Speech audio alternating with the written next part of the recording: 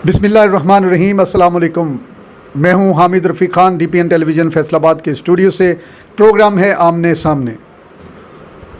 आप जानते हैं कि इस वक्त फैसलाबाद समेत पूरे पाकिस्तान में सभी लोग ये सोच रहे हैं कि जो कल की कार्रवाई है सुप्रीम कोर्ट की, जो कि फ़ंड्स ना देने के बारे में है, उसके बारे में क्या होगा। और आज जो कौमी असम्बली से बिल जो है वो पंजाब इलेक्शन के लिए और KP के इलेक्शन के लिए मुस्तरद कर दिया गया है। अवाम ये सोच रही है कि सारे बिल पास हो जाते हैं और ये बिल क्यों फेल हो गया है, इसको क्यों मुस्तरद कर दिया गया है। मेरे साथ मौजूद हैं हमारे सीनियर एंकर पर्सन इमरान मान, तो उनसे हम पूछते हैं। इमरान साहब, सबसे पहले तो ये बताइए कि 3-4 चीज़ें बड़ी अहम चल रही हैं, जिनमें तो एक तो इलेक्शन का फ़ैसला आया, फिर इलेक्शन कमीशन को कहा गया सुप्रीम कोर्ट की तरफ से कि आपने हमें बताना है 10 तारीख को कि आपको फ़ंड्स मिले या नहीं मिले। वो रिपोर्ट पहुंच चुकी है, कल इसकी समाअत है और सेक्रेटरी ख़जाना को, वजारत ख़ारजा को और वजारत दाखिला को और सभी लोग और स्टेट बैंक के गवर्नर जो हैं उनको बुलाया गया है और देखना है कि सुबह क्या सूरत हाल होगी, क्या हो सकता है आपके ख़्याल में। अच्छा, सबसे पहले हामिद भाई कि जो हम सबसे पहले डिस्कस करते हैं वो करते हैं जो आज का फ़ैसला हुआ। जी जी। जो बिल कौमी असम्बली में भागे भागे दिन रात को एक करके और फिर वो जो कुछ 40-42 लोग बिठा के और जिस तरह उन्होंने वो कार्रवाई कर ली और फिर पूरी कौम ने देखा कि किस तरह से खिलवाड़ हो रहा है ये आइन और कानून का। और तारीख़ के अंदर वो एक मोहतरम जज साहब हैं, वो भी असम्बली में तशरीफ़ ले आए और आप यकीन करें कि इतना दिल दुखा कि एक फॉर्मर प्रेसिडेंट जो हैं पाकिस्तान के आसिफ अली जरदारी साहब, वो उस वक्त किस तरह से अपने अल्फाजों के निश्तर और जहर उगल रहे थे जजेस के लिए और जुडिशरी के लिए। और मौसूफ जो जज साहब थे वो सर को झुकाए वो बातें सुनते रहे और उन्होंने कुछ ना कहा। तो इस तरह का जो ग्राउंड रियलिटीज़ आपके सामने हैं और बन गई हैं, तो मेरा ख्याल है तो यहाँ पे तो अल्फाज के जो चुनाव हैं वो भी ख़त्म हो जाते हैं। अच्छा, और आने वाला वक्त जो है वो बड़ा कठिन है। आज वो देखें, कादी फाइज़ ईसा ने कहा कि मैं इनकी बातों से मुत्तफ़िक़ नहीं हूँ। ये तो एक, क्योंकि सामने ही पूरी दुनिया के चैनल्स भी थे, पूरे मीडिया भी थे, वो ऑन एयर भी जा रहा था। तो काजी साहब के लिए अब रास्ता एक ही था बचने को कि वहाँ पे उन्होंने यही बात कहनी थी कि मुझे सियासत से कोई लेना देना नहीं है, मैं आपके लिए आया हूँ। ये आज जो ये तकरीब हो रही है इसके लिए, ये तो एक डिलीवरी थी जो उन्होंने डाल दी। अब इसके आगे आपको पता है कि डिलीवरी कहाँ गई है, उससे बोल्ड हुआ है या कि चक्का लग गया। अब मैं अगली बात करूँ कि वो जो उन्होंने बिल माशाल्लाह दिया भाग के, आज वो जजेस ने उसे उड़ा दिए और इन्होंने आज भी पाकिस्तान बार कौंसिल के ज़रिए हड़ताल की कोशिश भी की और दोबारा से यानी अदालती निज़ाम को मफलूज करने की कोशिश की, जिसमें वो नाकाम हुए और उन्हें कुछ हासिल ना हुआ। तमाम पाकिस्तान की अदालतों में काम भी होता रहा है और आज उनका वो बिल भी उड़ गया।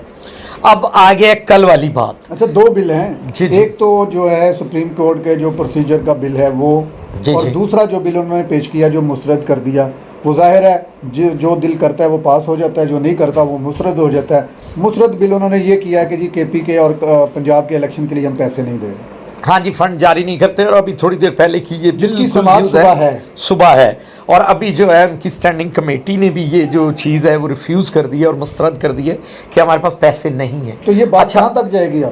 ये आपको मैं बता देता हूँ कि ये बातें जो है ना अभी समझ लें कि आप अदालती कार्रवाइयाँ चल रही हैं। ये भी एक बैकडोर राब्ते क्योंकि बड़ी तेज़ी से जा रही हैं और उस पर इम्प्लीमेंट भी हो जाना है।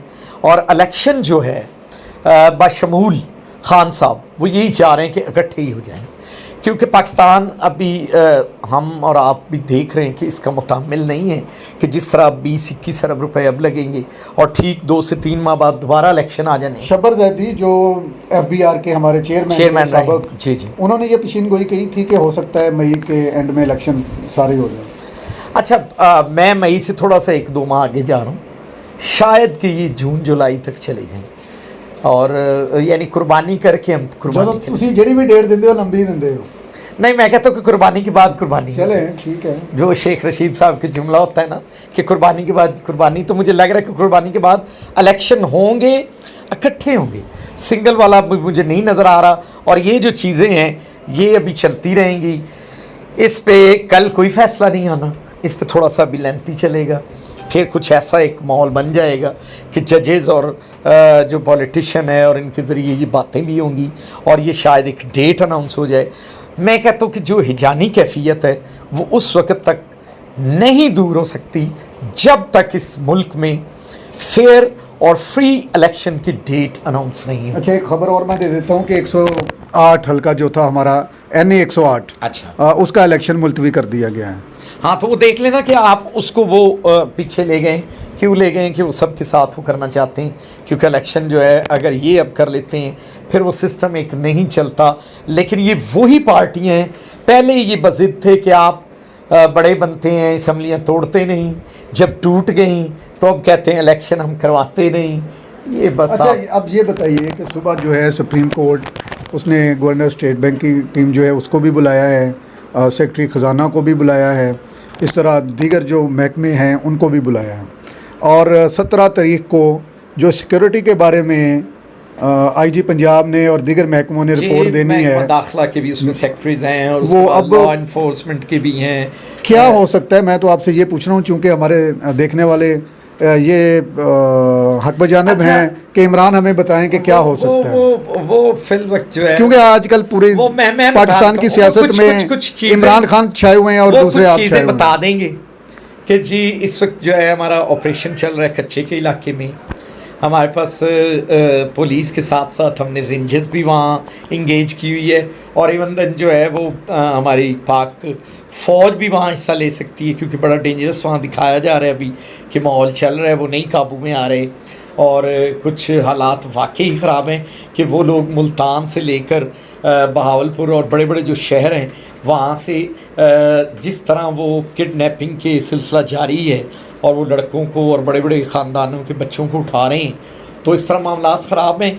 इस तरह इनके लिए ये और फिर कुछ दहशतगर्दी के एलिमेंट जो आप देख रहे हैं कि हमारे वज़ीरिस्तान और वो रोज़ाना चल रहे हैं, उस वजह से शायद मुझे लग रहा है कि ये फिर इनकार ही आएगा। तो ये 11 अप्रैल 2022 को ये चीज़ें तो थी नहीं, ये कोई दहशतगर्दी नहीं थी मुल्क में जब ये हुकूमत तब्दील हुई, तो ये अभी आना था सारा कुछ। ये सब आ गया है ना, तो रजीम चेंज यही होता है ना हामिद भाई, ये अब सब चल रहा है। अब ये इमरान खान को तो कुछ दिन पहले डिक्लेयर करने लगे थे कि यही अपना सारा कुछ है और शायद दहशतगर्दी की तंजीम है इसकी, लेकिन वो फिर कुछ हुआ, आपको भी सारा पता है। वो तो पूरी दुनिया में इंसानी हकूक की तंजीमें बोली, अमेरिकन बोले, अक़वाम मुत्तहिदा बोली, कुछ बैकडोर से भी कुछ आवाज़ें आई, तो उन्होंने कहा कि यार इस तरफ ना जाएं, ये मामलात ज़्यादा ख़राब होंगे। और काफ़ी दिन हो गए हैं अभी तक ज़मान पार्क पर दोबारा चढ़ाई भी नहीं हुई। नहीं, अब नहीं होगी, अब नहीं होगी, अब इलेक्शन ही होंगे।